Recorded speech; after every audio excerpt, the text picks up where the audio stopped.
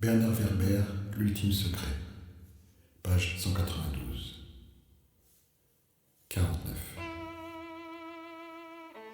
Samuel Fincher et Jean-Louis Martin étaient en train de devenir les meilleurs amis du monde.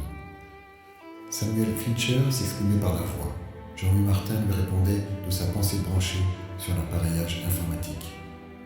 Ils conversèrent et Fincher constata que Martin devenait de plus en plus érudit en sciences, en psychiatrie en particulier. Ce fut Martin qui lui conseilla de décorer les salles en fonction des pathologies. Ils voient en permanence du blanc, cela les renvoie à leur vie d'intérieur. Pourquoi ne pas les entourer des images de beauté produites par des peintres soi-disant malades qui ont sublimé leur maladie pour la transformer en art? Moi, par exemple, je me sens dans l'onde du peintre Salvador Dali, pensait-il le malade du LIS.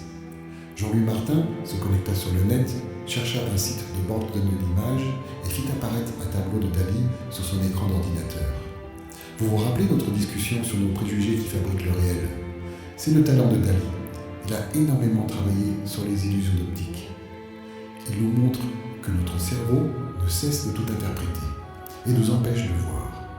Regardez ce tableau, cherchez Voltaire dans les décors, suggéra-t-il. Samuel Fincher examina l'image sans y réussir. Jean-Louis Martin lui désigna le visage de l'écrivain qui apparaissait en trompe-l'œil sur la gauche de la peinture.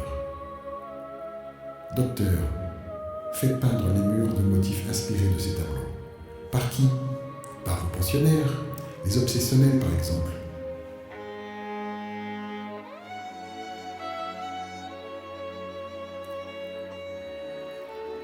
Animés par leur perfectionnisme, ils ne se fatigueront pas et y mettront tout leur cœur. Je suis sûr que cela leur fera plaisir de décorer l'endroit où ils vivent. Samuel Fincher accepta l'expérience et le résultat fut au-dessus de tout ce qu'il espérait. Les malades restaient des heures à observer, interpréter, tenter de comprendre l'œuvre de Dali. Je dois reconnaître que vous avez des idées intéressantes, ami le praticien. Ce n'est pas moi, c'est l'étude du cerveau qui me l'a enseigné. Pourquoi ne pas valoriser la différence? Utilisons leur folie comme un avantage et non comme un inconvénient.